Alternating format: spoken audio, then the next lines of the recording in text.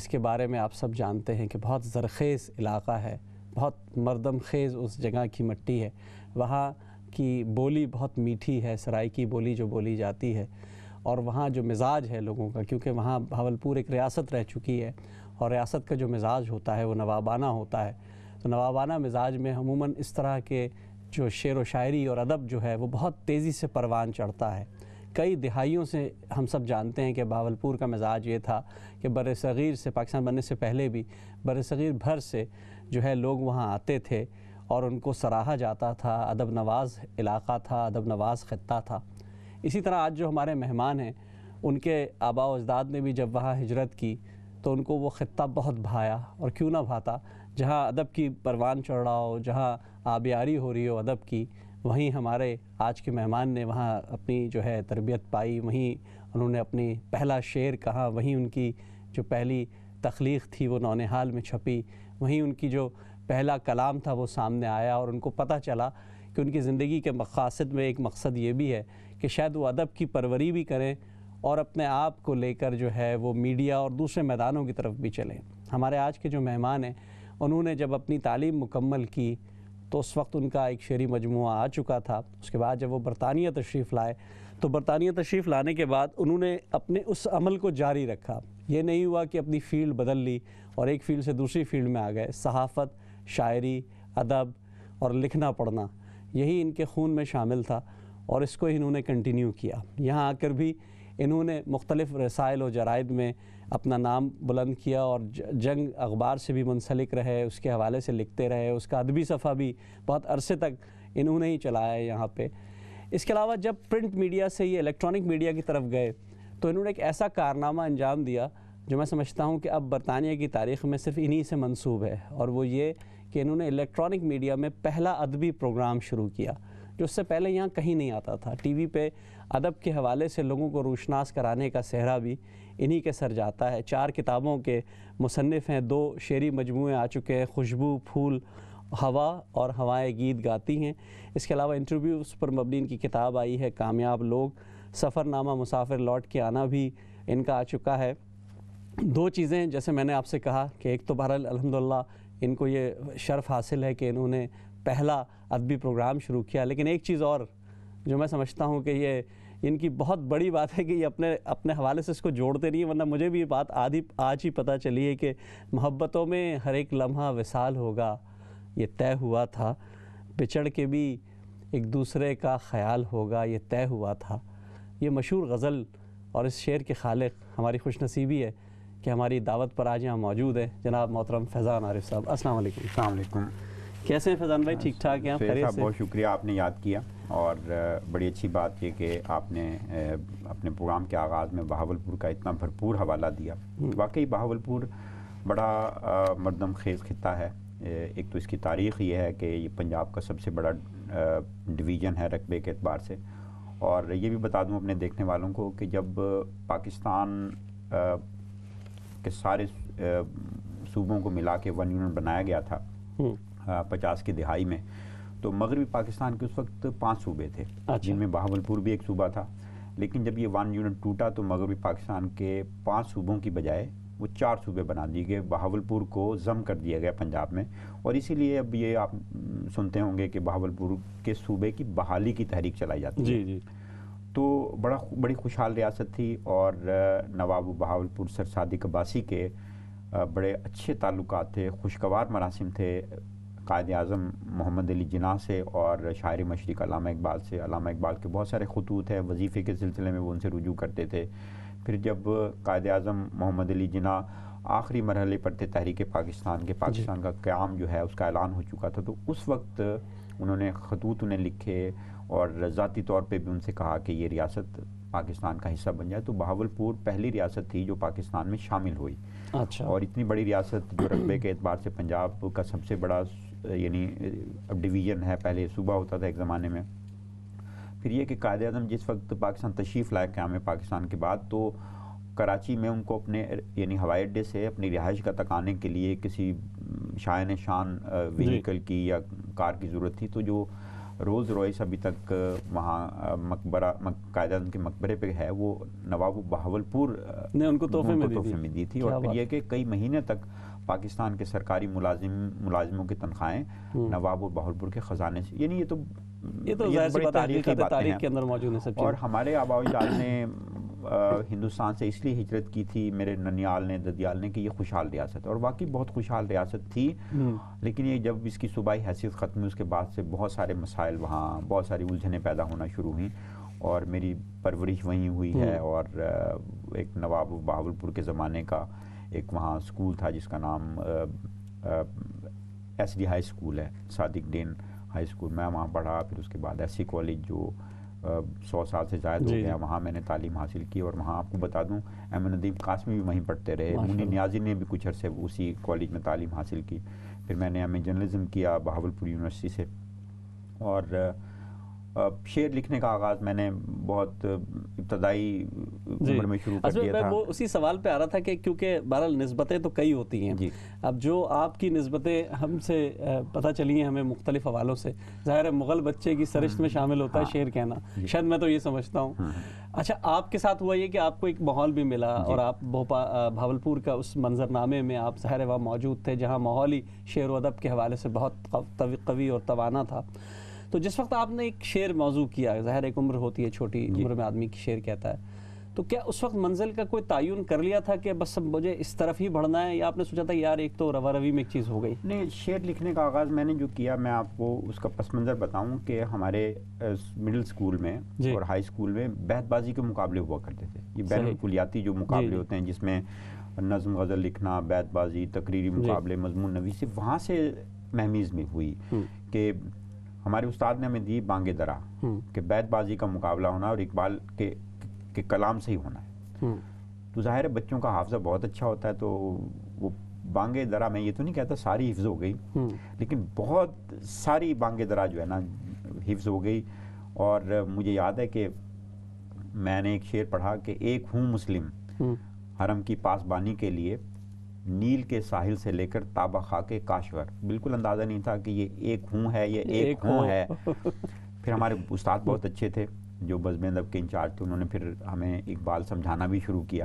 جب سمجھ آئی تو پھر اندازہ ہوا. اب دیکھیے نا کہ آپ آغاز ہی اقبال سے کریں. میں تو اقبال کا یعنی سمجھیے کہ لڑکپن سے ہی شاید آئی ہوں. تو اس بانگ درا نے مجھے بڑا حوصلہ دیا. یعنی آپ کی تربیت ہو رہی ہوتی ہے، آپ شعر پڑھ رہے ہوتے ہیں، شعر کے ماحول میں رہ رہے ہوتے ہیں. پھر مجھے خیال ہے کہ اس طرح کے مصرے تو خود بھی کہے جا سکتے ہیں. پھر ہمارے ایک استاد تھے قاسم جلال صاحب، بہاولپور میں ہیں، اللہ انہیں زندگی دے، ادیب ہیں، شاعر ہیں. تو انہوں نے ہماری بڑی تربیت کی، رہنمائی کی. پھر انہوں نے طرح مصرے میں دینا شروع کیے. اور پھر یہ ہے کہ شاعر اندر موجود ہوتا ہے. ویسے اگر آپ ابتدا کی 5-7 تخلیقات سے استاد کو اندازہ ہو جاتا ہے کہ یہ شاعر ہو سکتا ہے یا نہیں ہو سکتا ہے. شاعر یا تو ہوتا ہے یا نہیں ہوتا. ان کو اندازہ ہو گیا کہ ہاں. پھر اس کے بعد انہوں نے جب طرح مصرے دیے، پھر انہوں نے اوزان کے بارے میں کچھ بتایا، اور پھر اندازہ ہو گیا. اللہ کا شکر ہے کہ وہ تربیت ابھی تک کام آ رہی ہے. اور پھر ایک زمانہ تھا کہ میں نے عروض بھی پڑھنا شروع کیے، عروض سیکھنا بھی شروع کیے، تکتیک. پھر مجھے خیال آیا کہ یہ عروض سیکھنا جو ہے نا، خطرناک کام اس لیے ہے، میں آپ کو بتاؤں کہ اگر آپ کسی خوبصورت لڑکی کو ہنستے یا مسکراتے ہوئے دیکھیں گے نا، آپ اس کی مسکراہٹ سے، ہنسی سے محظوظ ہوں گے. اگر آپ ڈینٹسٹ ہیں نا، تو آپ یہ دیکھیں گے اس کی کون سی داڑھ میں کیڑا لگا ہوا ہے. آپ اس کی ہنسی سے، آپ اس کی مسکراہٹ سے محظوظ نہیں ہو سکتے. اسی طرح سے جو لوگ عروض دان ہوتے ہیں یا عروض، وہ بعض اوقات شعر کے حسن سے جو ہے نا، شعر کی نفاست سے محظوظ بعد میں ہوتے ہیں. پہلے یہ دیکھتے ہیں کہ کہاں کہاں کیڑا لگا ہوا ہے، یا کہاں جو ہے نا اس میں کون سی خوبیاں اور خرابیاں ہیں. آپ نے بہت اچھی بات کہی. اور عروض کے حوالے سے جو آپ نے تعریف پیش کی ہے، میں سمجھتا ہوں کہ سب تک پہنچ گئی. ہمارے ڈاکٹر آفتاب مستر صاحب نے بھی لکھا ہے کہ عروض کا جان لینا عروض کی جان لینے سے بہتر ہے. سبحان اللہ. تو وہ بات ان کی اپنی جگہ اور یہ بات اپنی جگہ. لیکن میں ایک اور سوال کی طرف آؤں گا کہ ایک غزل ایک نوجوان کہتا ہے کہ محبتوں میں ہر ایک لمحہ وصال ہوگا، یہ طے ہوا تھا. تو یہ کہنے کے بعد تو پھر تو شہرت کی بلندیاں اور آسمان پہ ہو جانا، اور پھر وہ کیا ہوا، وہ کیا لمحات تھے؟ اصل میں آپ کو بتاؤں، میں جب میں نے لکھنا شروع کیا، اور میں نے پہلی نظم جس پہ مجھے 40 روپے معاوضہ ملا، وہ نونہال میں ایک نظم چھپی تھی. پھر مدتیں گزر گئی، میں یہاں آ گیا تو حکیم سعید صاحب یہاں آخری بار جب لندن آئے تو میں اس وقت لندن میں کام کرتا تھا اس کے سنڈے میگزین میں، تو میں نے ان سے انٹرویو کے لیے وقت لیا، تو انہوں نے کہا بہت مصروف ہیں، کوئی 20-25 منٹ میں آپ. خیر میں گیا انہیں ملنے کے لیے، ہمارے فوٹوگرافر بھی ساتھ تھے، ہم نے انٹرویو کیا. جب میں نے انہیں بتایا کہ پہلا معاوضہ مجھے نونہال، انہوں نے مجھے گلے لگایا، کہنے لگے تم تو ہمارے نونہال ہو. پھر ہم نے تقریباً 1.5 گھنٹے جو ہے ان سے گفتگو کی، اور اتنا طویل انٹرویو جو بعد میں بہت جگہ، کیونکہ وہ لندن میں ان کا آخری انٹرویو تھا. تو وہیں سے آغاز ہوا. پھر مجھے ریڈیو پہ جو ہے وہ میرے ایک دوست ہے وہ مجھے لے گئے، پھر ریڈیو پہ جو ہے یونیورسٹی میگزین پروگرام شروع کیا. اچھا ریڈیو بھی وہ عجیب زمانہ تھا کہ لوگ آواز سن کے آپ کی تصویر بناتے تھے، ظاہر خاکہ بن جاتا ہے مجھ سے مل کر ہیں جب اس طرح کی شکل ہوگی. یعنی حیران ہوتے تھے لوگ کہ یار آواز سن کے کہتے تھے یہ تو کوئی بہت بڑی عمر کا آدمی ہوگا. جب ملتے تھے کہتے تھے اچھا یار یہ تو ریڈیو نے بڑی تربیت کی. ریڈیو پہ یعنی جو تربیت ہے نا وہ ساری زندگی کام آتی ہے. مجھے یاد ہے کہ ہم کوئی کسی لفظ کا تلفظ غلط بول دیتے تھے، اگر ہم نے صفت بول دیا ہے فے پہ زبر کے بغیر، تو ہمیں ڈیوٹی روم میں آ کے کہتے تھے نہیں بھائی لغت سامنے رکھی تھی کہ صفت ہے فے پہ زبر ہے. تو وہاں ایک ایک لفظ جو ہے، یہ بات آپ نے صحیح کہا کہ تربیت کے مختلف میدان ہوتے تھے. اس کے بعد پھر جو ہے وہ لکھنے لکھانے کا سلسلہ، وہاں جیسے میں نے بتایا قاسم جلال صاحب ہمارے استاد تھے، انہوں نے ہمیں طرح مصرے دینے شروع کیے، اور وہ ماحول ایسا بنتا ہے. اچھا تھوڑا سا یہ ذرا بتائیے نا، کیونکہ ایک نوجوان شعر کہہ رہا ہے اور اتنی بڑا شعر کہہ جائے کہ آج بھی ہم ڈسکس کر رہے ہیں، تو مجھے یاد ہے کہ ہم اسٹوڈیو میں جب بیٹھے تھے سب نے یہی بات کہی کہ بھائی یہ شعر آپ کا ہے. اچھا ہمارے ساتھ ایک کالر بھی ہے، ہم ان سے بھی بات کرتے رہیں گے تاکہ سلسلہ چلتا رہے گا. جی السلام علیکم. ہلو السلام علیکم. جی وعلیکم السلام.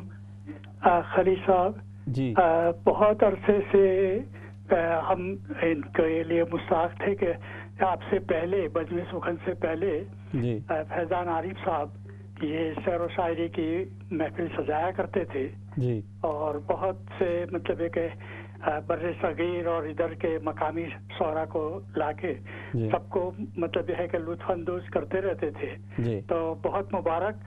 اور یہ اپنے آپ ان کو آخر لے آئے سال ختم ہونے سے پہلے. میں نے کہا لے آؤ اس دفعہ. جی شکریہ.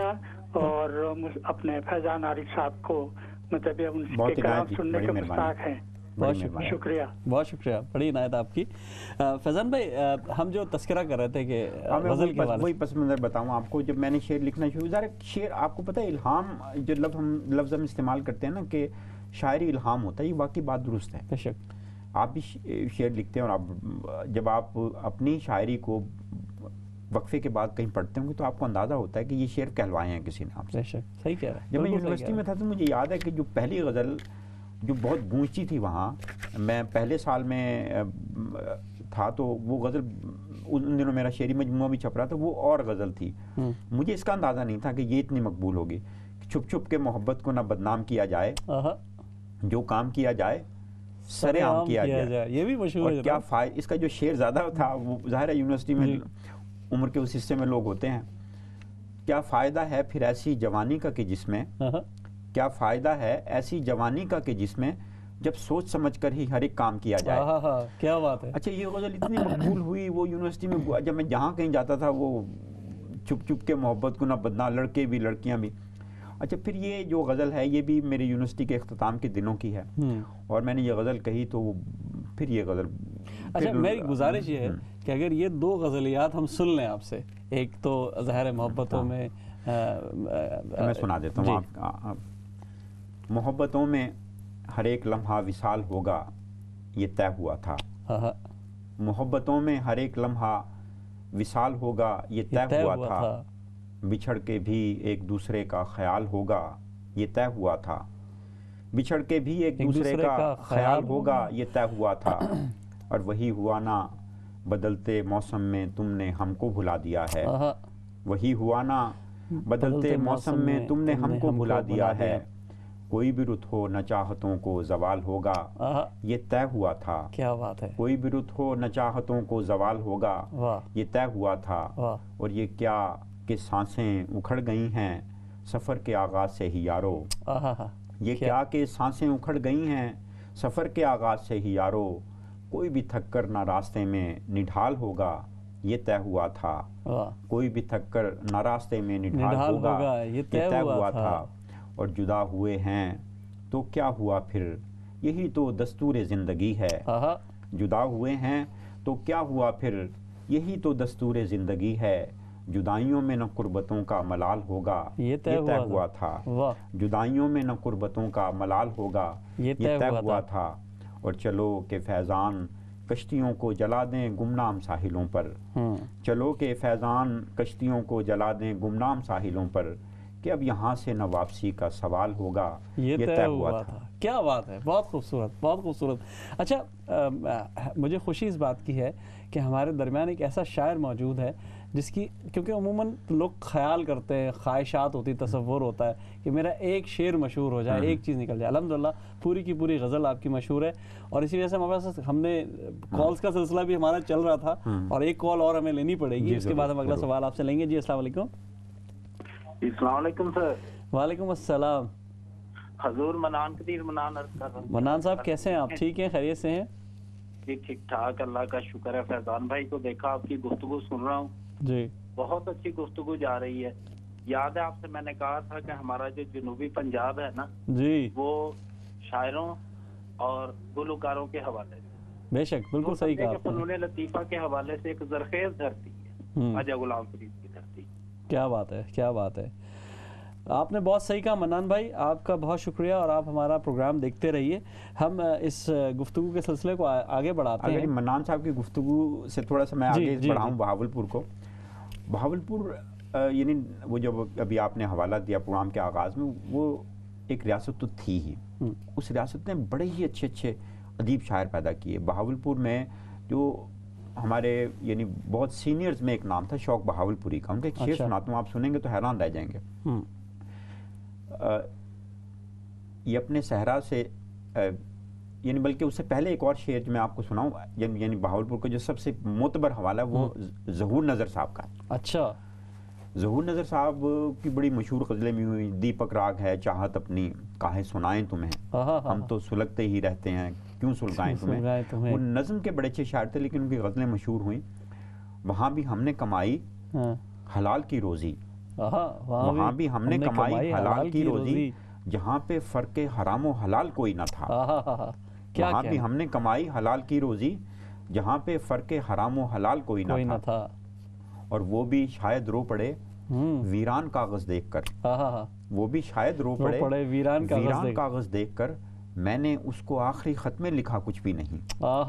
یہ ظہور نظر ہمارے، اور پھر اس کے ان کے علاوہ ایک شاعر تھے، وہ نوجوانی میں فوت ہو گئے، ان کا نام طاہر محمود تھا، کہ کھلے پڑے ہیں میری زندگی کے سارے ورق، کھلے پڑے ہیں میری زندگی کے سارے ورق، نہ جانے کب کوئی آندھی اڑا کے لے جائے، نہ جانے کب کوئی آندھی اڑا کے لے جائے، اور کسی کا درد کہاں تک میں اپنے پاس رکھوں، کسی کا درد کہاں تک میں اپنے پاس رکھوں، یہ جس کا ہے وہ نشانی بتا کے لے جائے، کیا بات ہے، یہ جس کا ہے وہ نشانی بتا کے لے جائے۔ اور پھر خواجہ فرید کی سرائی کی شاعری، ان کی کافیاں، وہ تو ساری دنیا جانتی ہے۔ بہت اچھی بات ہے، بہاولپور کا جتنا تذکرہ ہو وہ کم ہے، کیونکہ بہت کچھ اس میں بیک گراؤنڈ میں موجود ہے۔ اچھا، میں کچھ ایسے سوالات پوچھنا چاہوں گا تاکہ ہمارے بہت سے ایسے لوگ ہیں جو سیکھنا بھی چاہتے ہیں، اور ظاہر ہے آپ کا ایک مقام یہ ہے کہ آپ نے بہرحال یہاں ادب کی بنیاد بہت پہلے رکھی، اور یہاں بہت پروگرامز کیے اور بہت چیزیں لے کے چلے۔ میں اس کو اپنا کریڈٹ نہیں مانتا، ویسے میں تھوڑی سی، یہ تو ذمہ داری اللہ تعالیٰ نے کرنے والے تھے، میں اس کی وضاحت بھی تھوڑی سی کر دوں۔ جب میں نے گریجویشن کیا تو اس کے بعد میرے پاس آپشن تھی کہ میں بی ایس سی کرنے کے بعد زولوجی، کیمسٹری اور باٹنی میرا مضامین تھے۔ پھر اس کے بعد بھائی میرے جو ہیں وہ اردو پڑھاتے تھے اور اردو کے لیکچرر تھے، تو انہوں نے مجھے کہا کہ ایم اے اردو کر لو۔ پھر بعد میں انہوں نے کہا کہ نہیں، تم جرنلزم کی طرف آؤ، اور یہ بھی ملتا جلتا شعبہ ہے۔ پھر میں نے جرنلزم کے مضامین کے ساتھ گریجویشن کی، اس کے بعد پھر میں نے ایم اے جرنلزم کیا، ریڈیو بھی ساتھ ساتھ چل رہا تھا۔ تو چونکہ یہ میرا پیشہ ہے، یعنی اب میری مجبوری یہ تھی کہ مجھے رزق کمانے کے لیے وہی کام کرنا تھا جو جس کی میں نے ڈگری لی تھی۔ اور اللہ کا شکر ہے، میں نے پہلے جنگ لاہور کے لیے کام کیا، پھر جنگ لندن میں یہاں 9 برس کام کیا، پھر پاکستان پوسٹ اخبار کا میں ایڈیٹر رہا، پھر وینس ٹی وی کے ساتھ ایک مدت تک میں نے کام کیا۔ تو لیکن جہاں جہاں میں گیا ہوں، جس کی نشاندہی آپ نے کی، میں نے کوشش کی ہے کہ اس صحرا کے اندر کوئی نہ کوئی نخلستان ضرور ہونا چاہیے۔ پہلے پاکستان، یعنی جو جنگ لندن تھا، اس کا سارا ادبی صفحہ پاکستان سے بن کے آتا تھا۔ میں نے کہا یار یورپ سے بننا چاہیے، یورپ کے ادیبوں شاعروں کی یہاں پذیرائی ہونی چاہیے۔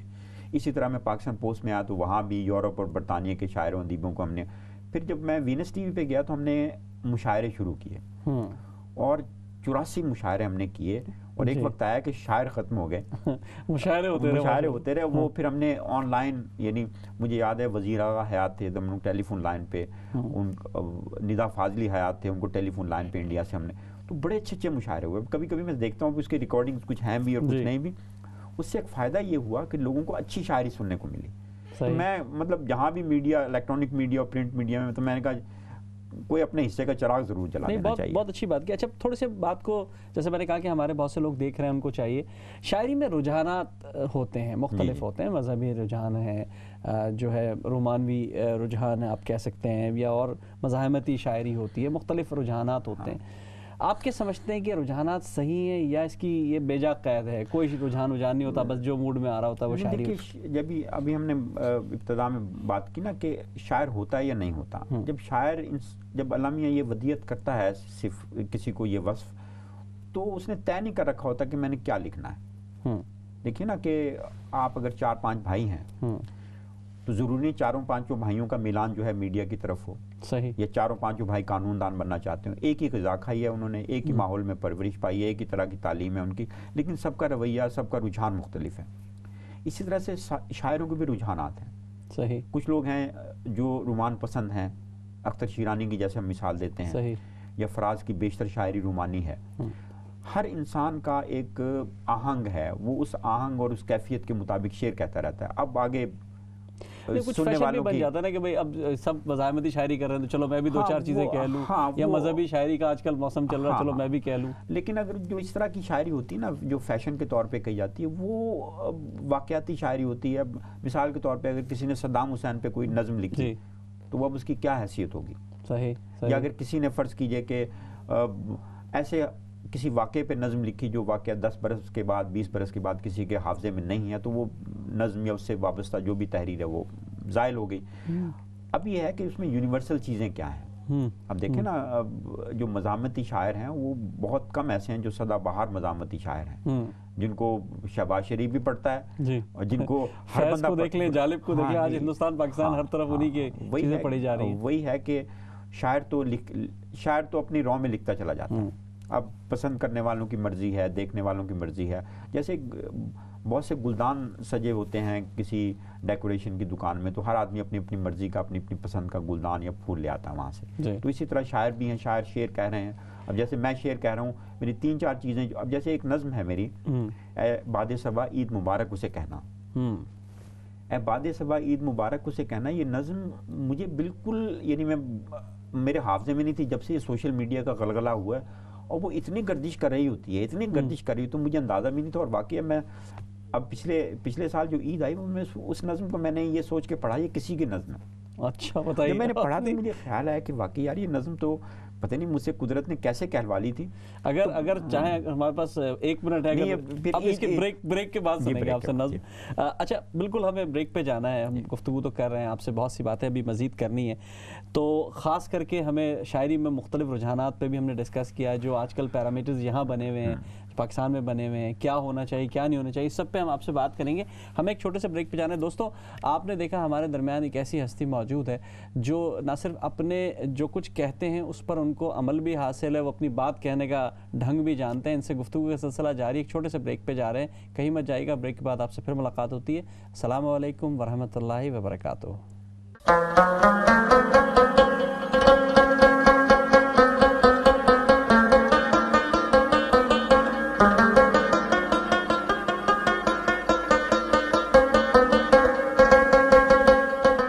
بہت بہت شکریہ ناظرین، وقفے کے بعد ہمیں دوبارہ جوائن کرنے کا. ہمارے درمیان فیضان عارف بھائی موجود ہیں. بہت اچھی باتیں ہو رہی ہیں. فیضان بھائی، وقفے پہ جانے سے پہلے آپ سے بات ہو رہی تھی جس میں آپ نے شاعری کے مختلف رجحانات کا تذکرہ کیا، باتیں بھی ہوئی. آپ کی ایک غزل تو ہم نے سنی، ظاہر ہے آپ نے ماشاءاللہ بہت کام کیا ہے. 2 کتابیں آپ کی آ چکی ہیں اور وہ ہاتھوں ہاتھ لوگوں نے لی ہیں اور معاشرے میں اب بھی چل رہی ہیں وہ کتابیں. لیکن میں چاہوں گا کہ ہمارے ناظرین کے لیے اگر آپ کچھ کلام پیش کریں تاکہ ہم لوگوں سے اور اس پہ رائے لے سکیں. مجھے پتہ ہے کہ آپ کا ہر کلام، نظم بھی، غزل بھی سب اچھی ہیں، لیکن میں چاہوں گا اپنی پسند کا اگر کچھ پیش کر دیں تو. ایک چھوٹی بہر کی غزل آپ کی نظر کرتا ہوں.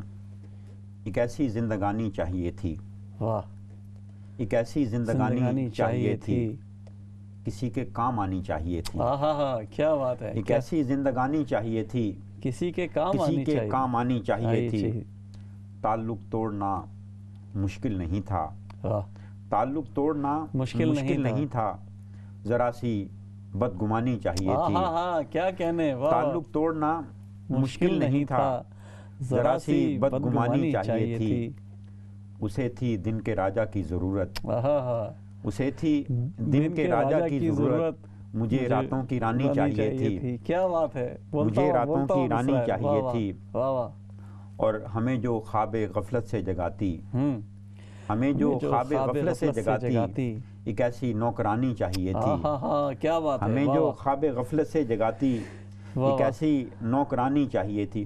اس کے اور بھی بہت سارے شعر ہیں اور بڑی طویل غزل ہے اور جو میرے حافظ ماشاءاللہ بڑے خوبصورت انداز میں اس بات کا آپ نے جو اس میں تذکرہ کیا چیزیں آئیں. اچھا ہم دیکھتے ہیں کہ ایک بحث ہے بہرحال ہے تو ہے ظاہر اس سے تو ہم نہیں انکار کر سکتے. بہت سے لوگوں کا کہنا ہے کہ اگر نثری نظم یا آزاد نظم ہی کہنی ہے تو نثر لکھ لو بھائی, شاعری کو کیوں بدنام کرتے ہو. میں یہ الفاظ استعمال کر رہا ہوں کیونکہ کچھ بزرگوں سے میں نے سنے ہیں الفاظ کہ شاعری کو کیوں بدنام کرتے ہو, شاعری تو ہے ہی پابند ردیف و قافیے کا نام. تو پھر کیا کہیں گے, آپ کا کیا اس میں پوائنٹ آف ویو ہے؟ یہ آپ کے سوال میں ہی جواب ہے. اور اگر فرض کیجئے کہ نظم اور نثر جو ہے نا دو مختلف اصناف ہیں. اگر اب مجھے نہیں معلوم کہ میں نے نثری نظم کے بارے میں تو پہلے بھی کہیں کہا ہے کہ بغیر وضو کے نماز پڑھنے والی بات ہے. تو آپ کو پتہ ہے قبول نہیں ہو رہی اس کو. آپ شاعری, میں نثری شاعری کو شاعری کے درجے پہ فائز کرتا ہی نہیں ہوں. ہاں وہ لوگ جو منظوم نہیں کہہ سکتے تو ان کے لیے ایک چور رستہ ہے کہ ٹھیک ہے نثری. کہیں کہیں یعنی یہ بات کہیں کہیں بہت سارے اچھے شاعروں نے نثری نظمیں کہی ہیں, لیکن میں سمجھتا ہوں کہ اگر وہ منظوم کہتے تو اس کی تاثیر زیادہ ہونی تھی. اچھا ایک سوال جو بڑا عام سا سوال ہے, چھوٹے چھوٹے سوالات کے حصے ہیں, لیکن ایک کالر اور موجود ہیں, ان سے بات کر لیتے ہیں پھر ہم اس طرف آتے ہیں. جی السلام علیکم. جی وعلیکم السلام. میں سویڈن سے عبدالقیوم بول رہا ہوں. میں نے فیضان صاحب کو دیکھا اسلام چینل پہ, تو میں 1 منٹ میں اس سے بات کرنا چاہتا ہوں. جی بات کریے قیوم صاحب.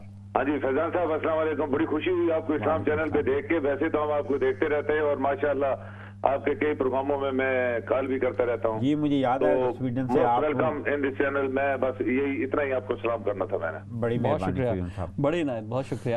اچھا سوالات کی طرف جیسے ہم آ رہے تھے کہ بہت سے لوگوں کی اپنی اپنی مطمع نظر ہوتی ہے, مختلف معیارات ہوتے ہیں. میں آپ سے پوچھنا چاہوں گا کہ فیضان عارف کی نظر میں ادب شوق ہے یا کمٹمنٹ؟ شوق ہے. اس میں کمٹمنٹ کا جو ہے نا, جیسے ابھی میں نے کہا نا کہ جب سے میں نے شعر لکھنا شروع کیے ہیں, یقین مانیے میں آپ کو پتہ نہیں میں نے شاید یہ بات کہیں پہلے نہیں کی, اس شعری کیفیت نے مجھے مسلسل اپنی گرفت میں رکھا ہوا ہے. یعنی میں 9ویں جماعت سے شاعری پڑھ رہا ہوں, شاعری لکھ رہا ہوں, شاعری کے ماحول میں ہوں. اور اتنی میں نے شاعری کو اتنا پڑھا ہے, بلکہ بعض اوقات اس کا نقصان بھی ہوتا ہے. اچھا نقصان یہ ہوتا ہے کہ اب کئی دفعہ میں ایک تو میں مشاعروں میں بہت کم جاتا ہوں, لیکن جب میں مشاعروں میں جاؤں ایک دم چونکا دینے والے کوئی شعر پڑھے تو مجھے ایک دم ہوتا ہے کہ یار یہ کہاں سے سرکہ کیے ہوئے ہیں. اچھا میں ایک دفعہ میں آپ کو بڑی دلچسپ بات بتاتا ہوں. میں وہاں گیا ہالینڈ میں ایک صاحب نے شعر پڑھنا شروع کیا. اچھا میں وہ مشاعرے میں جیسے پہلو بدل رہے ہوتے ہیں نا بے چینوں کو, میں پہلو بدلتا, میں کہ یہ شعر میں نے کہیں سنے ہوئے ہیں. جب انہوں نے یہ شعر پڑھا نا کہ ہر گھر میں ایک ایسا کونا ہوتا ہے جہاں پہ چھپ کے سب کو رونا ہوتا ہے, تو وہ انجم خیالی بڑے معروف شاعر تھے اور بڑے شاندار شاعر تھے. برطانیہ میں ایک طویل مدت انہوں نے گزاری. تو ان کے شعر سارے کے سارے انہوں نے وہ, اب بعض اوقات تو یہ بھی پتہ نہیں ہوتا کہ جو شعر کوئی سنا رہا ہے یہ اس کے اپنے ہیں یا گود لیے ہوئے بچے ہیں. صحیح بات. اور بعض اوقات پتہ چلا کہ جس شعر پہ سب سے زیادہ داد مل رہی ہے یا تو وہ کسی کی ترا مصرے پہ کہا ہوا گرا لگایا ہوا مصرع ہے, اور یا پھر یہ ہے کہ کہیں سے وہ سرکہ کیا ہوا ہے. تو اس طرح سے لوگوں نے کیا. اچھا مجھے تھوڑا, کیونکہ میں نے شاعری کو پڑھا بہت ہے تو مجھے اندازہ ہو جاتا ہے. لوگوں نے محسن نقوی کی پوری غزلیں جو ہے وہ ابھی ہائی کمیشن میں مشاعرہ ہوا, محسن نقوی کا مشہور قطعہ ہے وہ صرف تھوڑا سا ردیف بدل کے کسی خاتون نے سنا دیا, اب میں کنڈکٹ کر رہا تھا، میں نے محسن نقوی کا بھی سنا دیا. تو افتخار عارف صاحب نے کون نہیں ماری ڈاکٹر جاوید شیخ صاحب کو کہ دیکھو فیضان صاحب نے اس کا کام تمام کر دیا. میں کیا کروں، مطلب فرض کیجیے انسان سے برداشت نہیں ہوتا نا، مطلب اب تو پھر یہ شوق نہیں رہا، یہ تو کمٹمنٹ ہو گئی نا.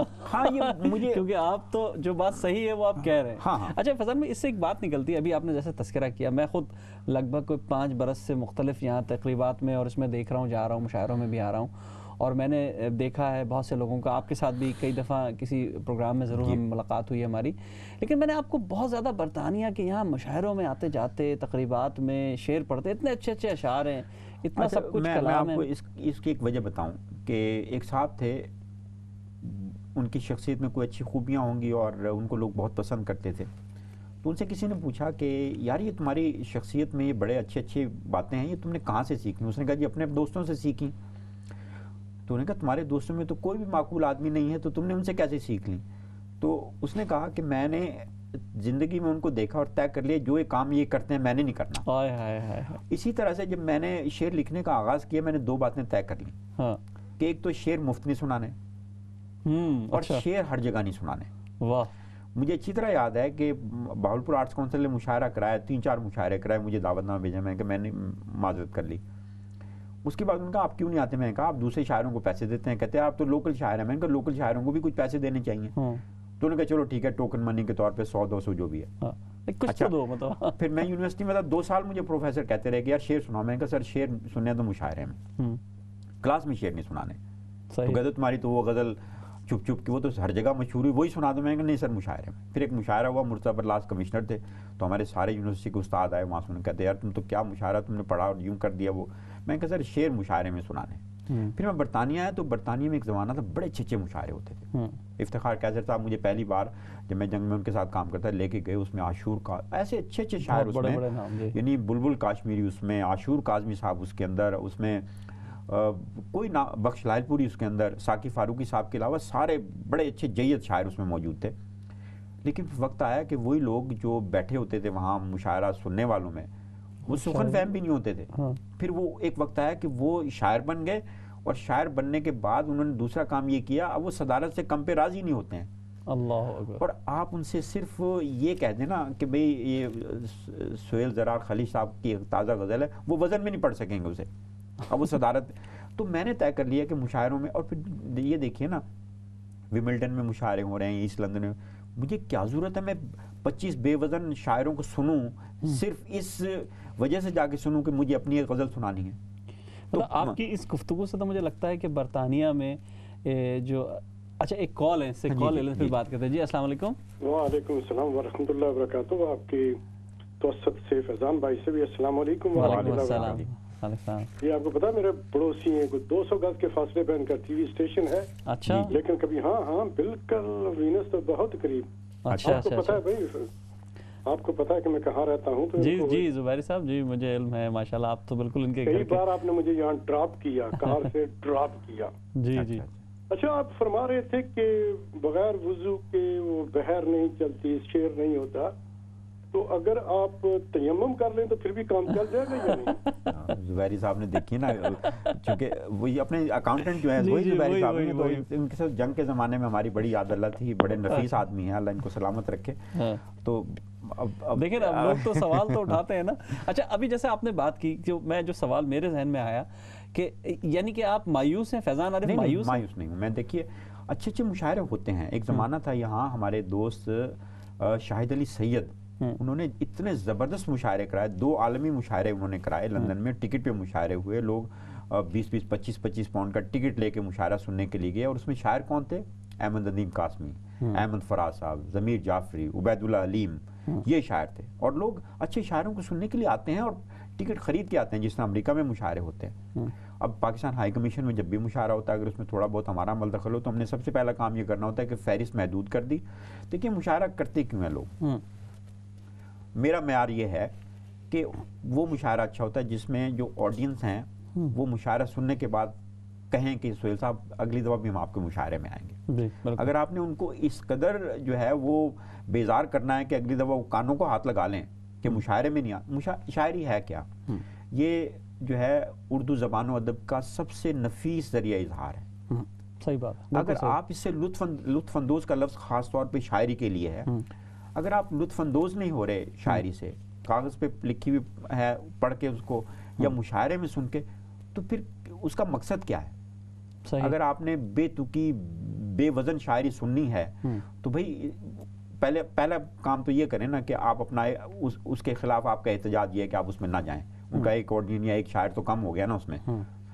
معیاری مشاعرے ہوتے ہیں نہیں، لیکن اگر آپ فرض کریں ہم اس طرح اس بات کو لے کے چلیں کہ برطانیہ میں اس وقت جو کچھ ہو رہا ہے، بہرحال ایک 40 سال سے لوگ یہاں اسٹرگل کر رہے ہیں، محنت کی ہے، اب بہت لوگ ہیں جو اردو کے حوالے سے کام کر رہے ہیں، بہت سی انجمنیں ہیں، بہت سی جو ہیں وہ تحریکیں کام کر رہی ہیں، میں اس کہتا ہوں. تو یہ جو کر رہی ہیں یہ کیا ایک میل ملاپ کا ذریعہ ہے؟ جمع ہو جاتے ہیں، بیٹھ جاتے ہیں، گپ شپ لگ جاتی ہے؟ اس کے ایک جزوی فائدہ یہ ہے سہیل صاحب کہ اردو کا چرچا ہو جاتا ہے، اردو کے نام پہ لوگ اکٹھے ہو جاتے ہیں. صحیح. اور اس کا نقصان یہ ہے کہ لوگ شاعری سے متنفر بھی ہو جاتے ہیں مشاعروں کی وجہ سے. بے تکا کلام سنیں گے، بے تکی شاعری سنیں گے، وہ کہیں گے اچھا، وہ پھر ان کا تاثر جو ہے یا امپریشن انگریزی میں کہیے وہ یہ بن جاتا ہے کہ شاعر سارے ایسے ہوتے ہیں. صحیح کہہ رہے ہیں آپ، یہ بالکل صحیح ہے. تو اس وجہ سے باقی جو لوگ مشاعرے کرتے ہیں تو اس میں اردو کی خدمت سے کم ان کا اپنا رانجھا راضی ہوتا ہے نا، پنجابی میں کہتے ہیں وہ اپنا رانجھا راضی کر رہے ہوتے ہیں. اچھا، بعض لوگوں کا خیال یہ کہ مشاعرہ پڑھنے سے ہی مقام ملتا ہے، یعنی کہ اگر مشاعرے نہیں پڑھیں گے، جائیں گے نہیں تو شاید مقام نہیں ملے گا. اور ہم بعض لوگوں کا ماننا یہ کہ نہیں، کتابیں پڑھنے سے مقام ملتا ہے، مشاعرہ پڑھنے سے نہیں ملتا. تو کتابیں تو بعض لوگوں کی تو بہت کتابیں آ رہی ہیں، 25 کتابیں آ چکی ہیں جناب، لیکن ایک شعر ہی نکال سکتے ہیں آپ. دیکھیے، بڑا اچھا سوال آپ نے کیا. میں اس کو کوشش کرتا ہوں مختصر جواب دوں اس کا، ورنہ اس پہ تو ایک اور پروگرام ہو سکتا ہے.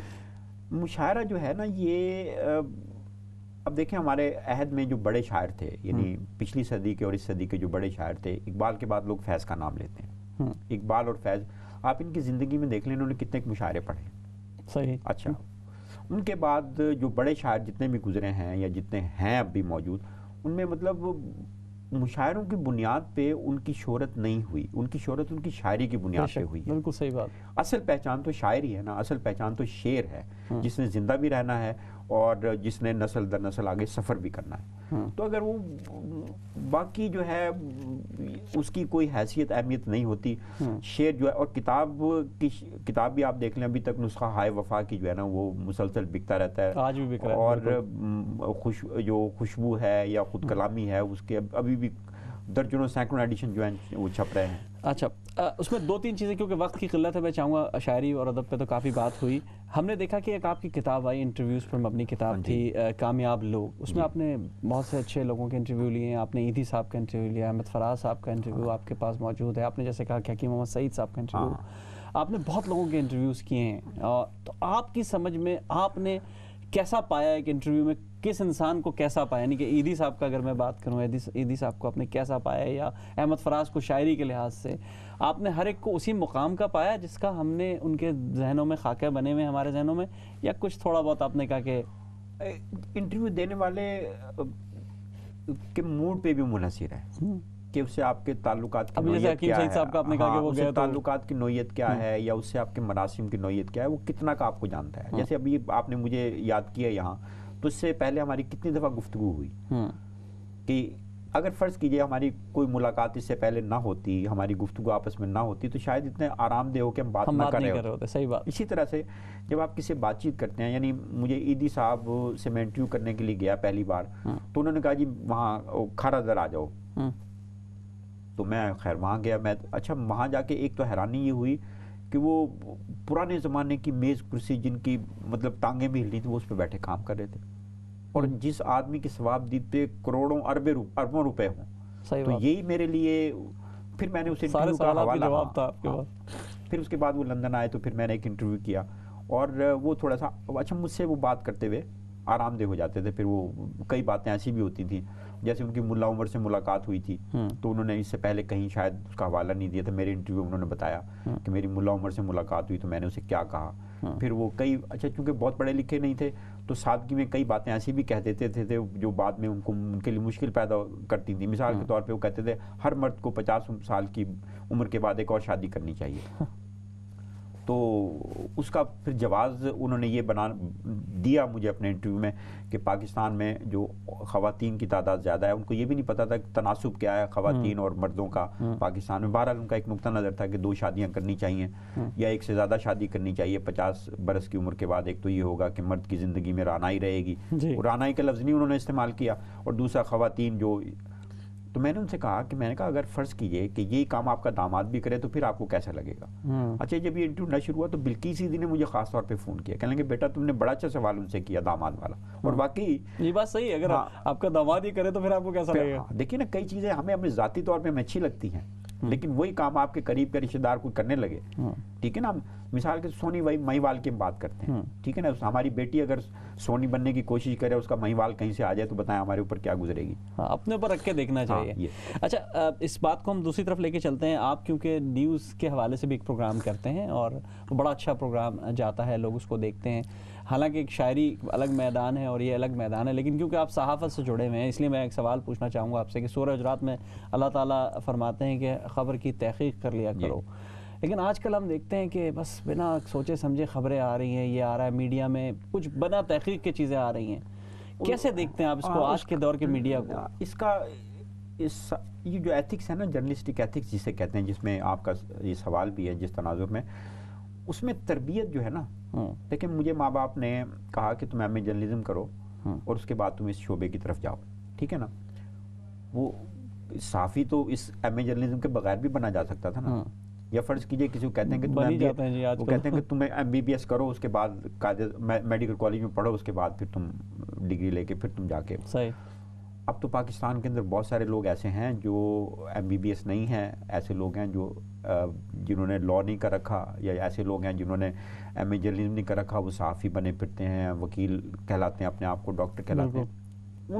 ان کی وجہ سے ان کو دیکھیں نا، جب آپ نے آپ نے پروفیشنل ڈگری حاصل ہی نہیں کی تو آپ کو ان کے ایتھکس کا کیا پتا ہو. صحیح بات ہے. اب جتنے لوگ آپ خاص طور پہ رپورٹنگ، میں نے رپورٹنگ کی ہے ایک مدت تک، تو ہماری تو رپورٹنگ جب تک آپ کے پاس سورس نہیں ہے، کیونکہ اس میں یہ بھی ہوتا ہے نا کہ اگر آپ نے غلط چیز چھاپ دی تو جس کے بارے میں غلط وہ عدالت سے رجوع کرے گا، تو جیسے اس ملک میں ہوتا ہے تو آپ کو لینے کے دینے پڑ جائیں گے.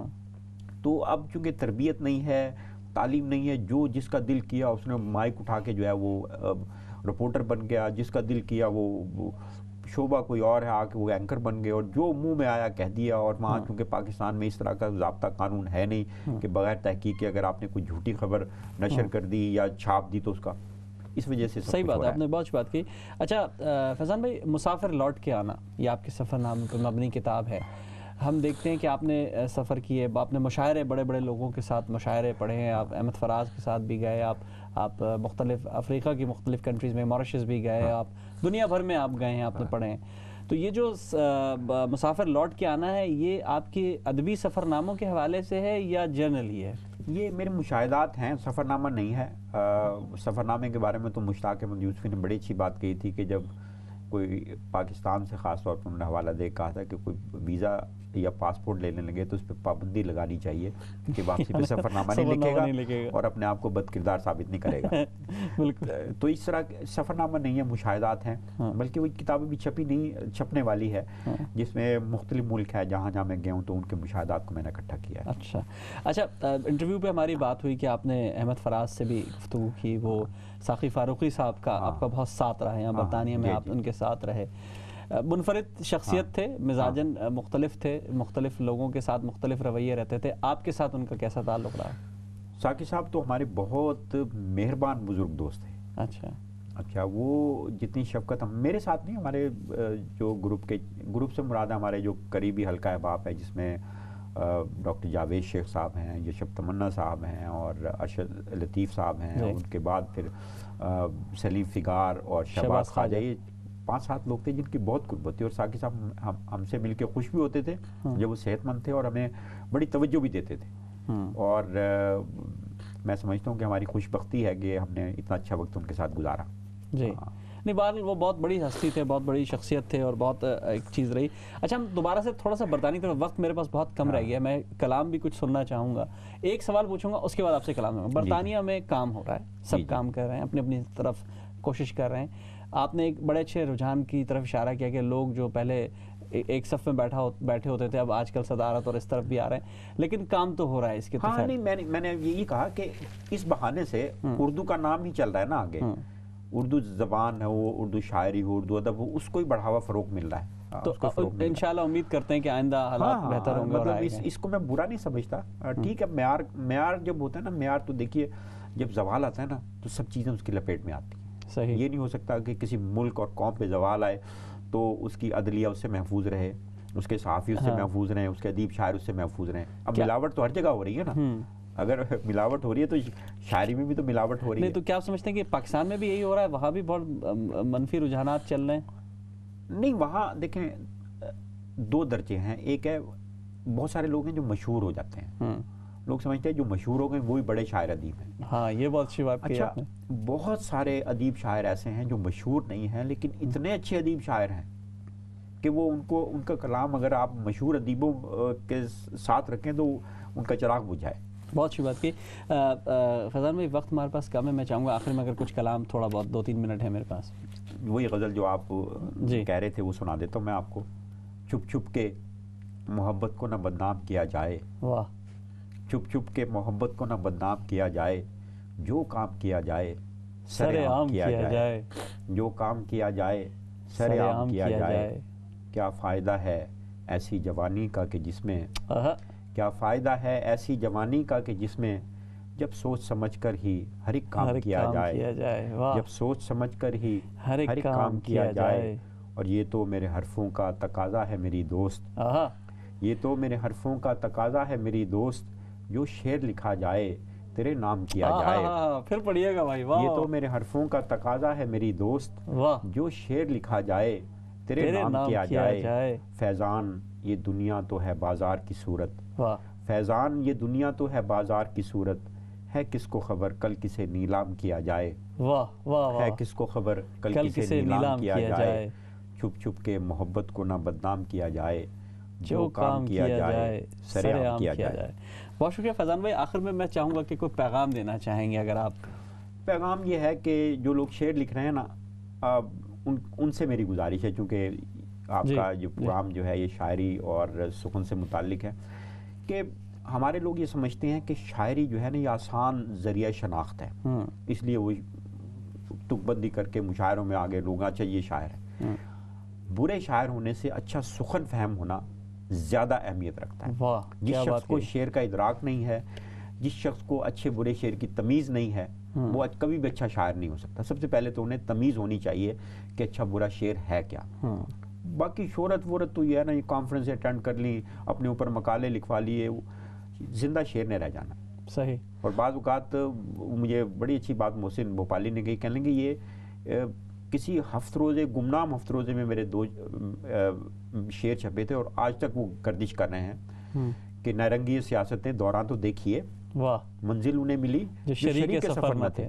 اچھا شعر جو ہے وہ اللہ انہیں غریق رحمت کرے، لیکن محسن بھوپالی کا جب نام آئے گا ان کے نام کے ساتھ جڑے گا شعر. تو شاعری سفر کرتی ہے، باقی سارے مشاعرے بھی یہیں رہ جاتے ہیں، شہرتیں بھی یہیں رہ جاتی ہیں. اچھا شعر جو ہے نا وہ زندہ رہتا ہے. بہت شکریہ فیضان بھائی، بہت شکریہ آپ کا. دوستوں آپ نے دیکھا ہماری آج ملاقات ہوئی فیضان عارف صاحب سے، اور ان کا کہنا یہ ہے کہ برا شاعر ہونے سے اچھا سخن شناس ہونا بہت ضروری ہے. آپ کو مشاعروں میں جانا ہوگا، آپ سنیے، آپ کتابیں پڑھیے، آپ مشاہدہ کیجئے، کیونکہ اگر مشاہدہ کریں گے تو شاید اچھا شعر کہہ سکیں گے. آپ سے اگلے ہفتے پھر ملاقات ہوگی. اپنا بہت خیال رکھیے گا. السلام علیکم ورحمۃ اللہ وبرکاتہ.